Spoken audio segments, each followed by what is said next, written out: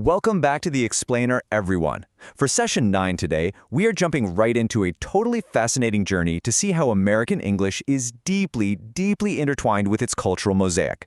Because, as it turns out, words alone just don't cut it when you're learning a language. We're going to look at how history, values, the arts, and everyday traditions act like puzzle pieces that form the American identity. And look, understanding these pieces isn't just about memorizing some fun facts. It is literally the ultimate secret to unlocking true linguistic intuition and actually sounding natural when you speak. So let me ask you this. Why do people with absolutely perfect English grammar still struggle to communicate in America? Well, there's this great story about a barber who lived and worked in California for years. And he noticed that a lot of people who learn English as a second language can string together these flawlessly constructed, grammatically perfect sentences, but then when they try to actually converse with the locals, the communication just totally breaks down. Why does that happen? Because mastering vocabulary and grammar is really only half the battle. Without grasping the cultural context underneath those words, that true human connection is always going to stay just out of reach. Okay, let's dive into this. Language and culture, they are literally two sides of the exact same coin. On one side, sure, you have the mechanics, right? The grammar, the vocabulary, but flip it over and you've got the culture, the unwritten norms, the historical traditions, the social expectations. You simply cannot separate the two. A language is basically a mirror reflecting the society that speaks it. So, when you study the cultural side of the coin, you learn to navigate social nuances, you pick up on unspoken etiquette, and most importantly, you avoid all those awkward, unnecessary misunderstandings in your everyday conversations. To build up our English intuition today, we're going to piece together 5 parts of this American mosaic. First up, culture and language entwined. Second, core values and daily norms. Third, we'll hit the arts with jazz and Hollywood. Fourth, baseball, the national pastime. And finally, number 5, a melting pot of cuisine. All right, let's kick things off with puzzle piece number 1. Section 1, culture and language entwined. So what actually is culture anyway? Social scientists define it as a highly abstract, complex system made up of shared norms, traditions, values, and institutions that define a specific group or nation. But hey, these aren't just high-level, dusty academic concepts. They actually dictate the everyday, on-the-ground realities of life. These shared norms influence absolutely everything. We're talking the clothes people wear, the unwritten rules they follow, how they introduce themselves to total strangers, and even how they celebrate special occasions. Just recognizing that fact is step 1 to truly absorbing any new language. Which brings us right into section 2, where we look at the specific values driving American society, core values and daily norms. You've probably heard the U.S. called a melting pot, right? It's a nation built on immigration from incredibly diverse ethnic, racial, and religious backgrounds from all over the globe. But even with all that diversity, there are some very strong overarching values. The biggest one? Individualism and self-reliance. It's this deep-seated belief that hard work drives success. And this heavily flavors American vocabulary, creating a culture completely obsessed with being self-made and achieving the American dream. That's the idea that through your own independent effort, you can achieve financial stability and build a better life. We also see a fierce protection of basic freedoms, speech, religion, the press, along with a very visible patriotism where national symbols are just woven right into everyday life and casual conversation. So the big question is, how do these abstract values translate into everyday life? Well, think of the famous phrase, time is money. That perfectly captures the American pace of life. Efficiency and speed are prized above almost everything else, especially in business and education. There is a strict, undeniable cultural demand for punctuality. Meetings and classes, they start right on the dot. And showing up late to an appointment without a really good excuse is definitely frowned upon. Once you understand this sense of urgency, you start to grasp exactly why American English is often so direct and action-oriented. But it's not just about watching the clock. There are specific communication norms you really need to know too. The U.S. is generally seen as pretty casual, sure, but there is still a formality when you first meet someone. Using first and last names or proper titles like Mr., Mrs., Sir, or Ma'am is expected when addressing someone you don't know well.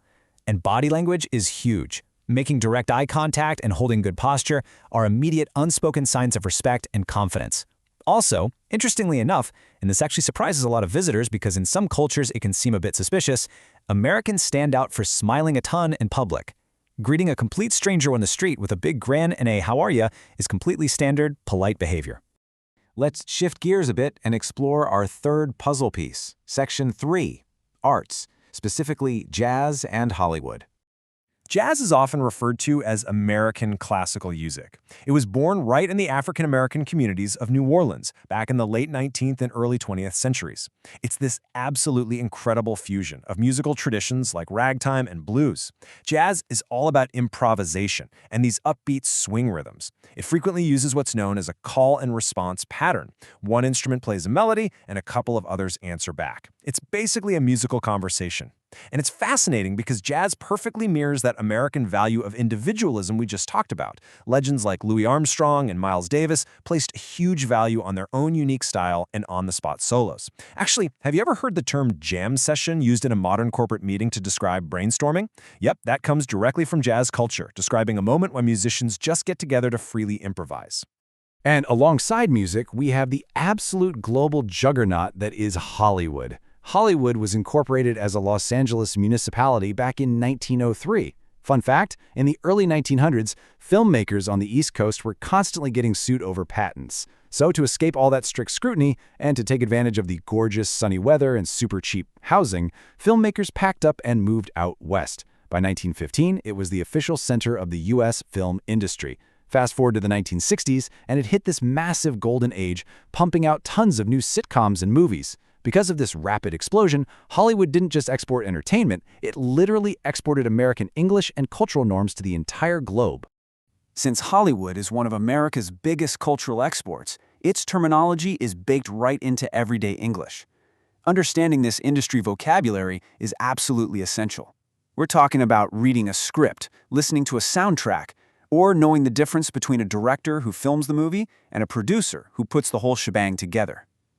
If you want to jump into everyday American pop culture conversations around the water cooler, knowing terms like box office and cast is going to give you a massive advantage in connecting with native speakers. Now, let's step out of the movie theater and onto the field for Section 4, baseball, the national pastime. It is pretty amazing how baseball grew right alongside the nation itself. It's actually the country's oldest professional sport. The very first modern recorded game happened in June 1846 in New York, and they played with rules remarkably similar to today's game, like setting the bases apart and having 3 outs.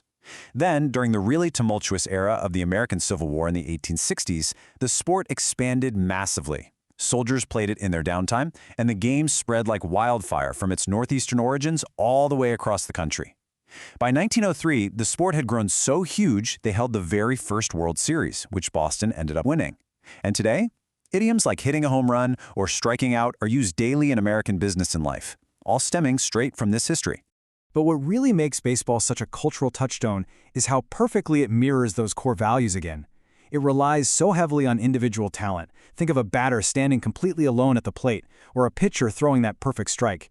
Yet, there is no way you can win without immense team effort and coordination out there in the field. It's this really beautiful balance of the individual shining within a collective effort. It's a sport played everywhere, from massive major league stadiums all the way down to a casual game of catch in a family's backyard. All right, let's wrap things up with a topic absolutely everyone loves. Section 5, a melting pot of cuisine. Just as America is a melting pot of people, its food is this incredible, infinite mixture of culinary traditions. Geography and immigration have completely shaped regional diets across the nation. Up in New England, the freezing Atlantic waters mean a diet heavily focused on seafood, which gives us that famous, thick clam chowder. Head down to the South, and the culinary specialty revolves around deeply comforting fried chicken and rich soul food. And over in the Southwest, you've got this heavy Mexican influence bringing us delicious Tex-Mex fusion, packed with tacos, chili, and tons of spices. Food vocabulary here isn't just about what you're eating. It's deeply tied to regional identity. Now, if you're dining out in the States, there are a few very distinct habits to be ready for. First up, portion sizes tend to be huge, and the menus, they can literally read like a small novel with how much variety they pack in. Because the portions are so massive, there's a very standard cultural practice of asking for a box to take home your leftovers. Seriously, it is completely expected and totally polite to take your uneaten food home for lunch the next day. The dining experience itself is super varied too. You could be dressing up for an elegant, fine dining experience one night and grabbing a late-night burger at a highly casual 24/7 diner the next. So we've covered the whole shebang: values, music, movies, sports, and food. To leave you with the final thought today, which piece of the American cultural puzzle are you going to explore first to improve your English intuition? Remember, you simply cannot separate a language from the people who speak it. By diving into these little cultural nuances, we aren't just memorizing vocabulary, we're building real bridges to true, meaningful communication. Thank you so much for joining me for Session 9 of this explainer, and I'll see you in the next one.